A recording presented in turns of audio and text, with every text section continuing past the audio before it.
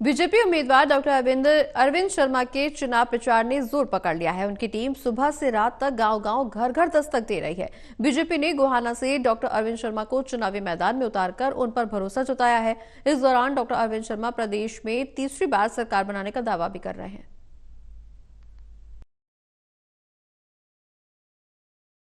हरियाणा में नामांकन की गहमा-गहमी खत्म होने के बाद जनसंपर्क अब तेज हो गया है। 4 बार के सांसद हरफनमौला डॉक्टर अरविंद शर्मा हमारे साथ हैं। डॉक्टर साहब, आपको ढूंढते ढूंढते हम गोहाना में आ गए। हम लोगों से पूछ रहे हैं कि माहौल क्या है। हम डॉक्टर साहब डॉक्टर अरविंद शर्मा से पूछ रहे हैं माहौल कैसा है यहाँ पे। ये तो आपने लोगों से पूछना चाहिए कि माहौल कैसा है। वो तो पूछ रहे हैं, आप भी बताओ। माहौल मेरा नहीं, गोहाने का नहीं, हरियाणा का, पूरे हरियाणा का जो माहौल है वो भारतीय जनता पार्टी के पक्ष में दिन पर दिन बहुत अच्छे से बढ़ रहा है।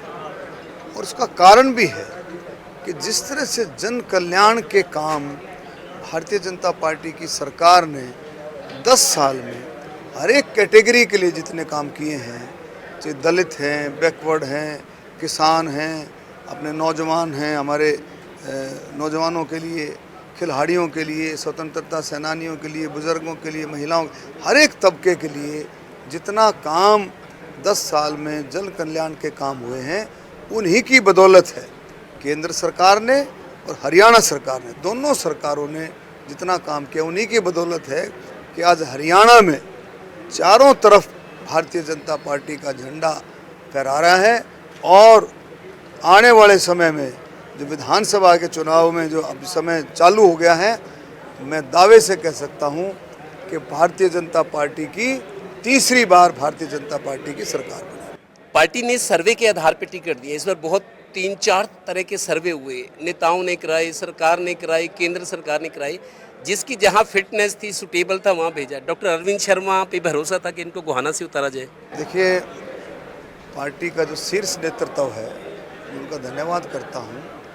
वो सारी बात देख करके, क्योंकि गोहाना और फिर हरियाणा छोटा सा प्रदेश है, आप और हम सब समझते हैं। कल्चर सबका एक है, पूरे प्रदेश का जो संस्कृति एक है, एक कल्चर, एक खाना पीना, एक पहनावा, तो कोई कहीं से भी लड़ सकता है। 10 साल की बीजेपी की सरकार में काम तो बहुत हुए हैं, गोहाना में भी हुए होंगे, लेकिन तब भी कोई ना कोई चीज़ ज़रूर रही होगी जो आपके ध्यान में, अब लोगों से संपर्क हो रहा है कि ये काम नहीं हो पाया।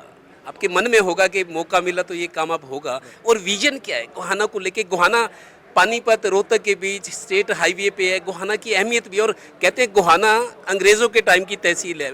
मैंने एक स्टोरी भी बनाई थी, अंग्रेज़ों के टाइम की तहसील है, और उसको जिला बनाने की मांग भी उठी थी। देखिए, आपने बिल्कुल ठीक पकड़ा कि गोहाना को जिला बनाने की बहुत पुरानी मांग है, और उसमें हमारी सरकार ने कोशिश भी की, लेकिन कुछ टेक्निकल प्रॉब्लम की वजह से ऐसा रहा होगा।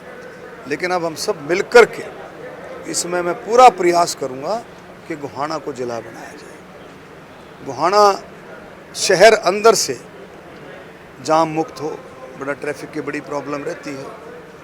और एक और काम जो मैंने आकर के देखा है कि फाटक मुक्त गोहाना, हमने पानीपत में भी फाटक मुक्त कराया था, तो फाटक मुक्त गोहाना, क्योंकि 1-2 फाटक हैं जो बड़ी समस्या करते हैं, जाम हो जाता है, बहुत भीड़ लगती है इसमें।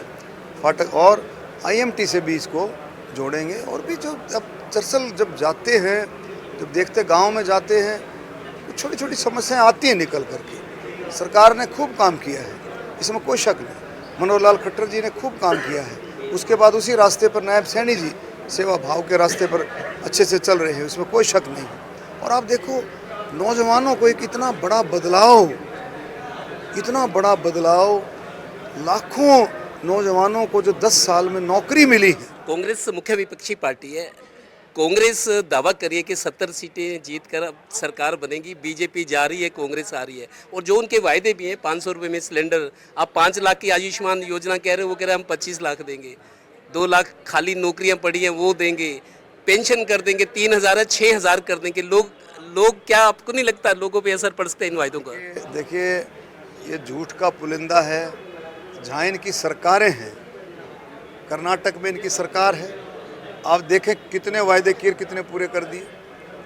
अब मैनिफेस्टो में जो आएगा उसे पता लगेगा कितने इन्होंने वायदे किए, कितने पूरे, सब झूठ बोलते हैं। डॉक्टर साहब आखिरी सवाल, इस बार चुनाव में पंच लाइन है बीजेपी की, महारा हरियाणा, नॉन स्टॉप हरियाणा, आपको लगता है ये जो पंच लाइन है असर करेगी लोगों पे? इसमें कोई शक नहीं।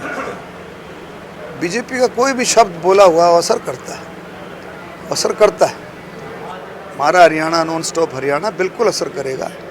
ये हमारे मुख्यमंत्री जी का नारा है, हमारे पार्टी अध्यक्ष जी का नारा है, और हम सब मिलकर के इसको आगे बढ़ाएंगे। लोग मजाक में कह रहे हैं कि डॉक्टर साहब की गाड़ी दिल्ली से अब चंडीगढ़ की ओर जा रही है और आशीर्वाद मिला जीते तो इस बार हरियाणा में मंत्री बन सकते हैं। कैमरामैन मनोज कुमार और सहयोगी श्रीनिवास के साथ देवेंद्र कथूरिया, टोटल न्यूज़, गोहाना विधानसभा।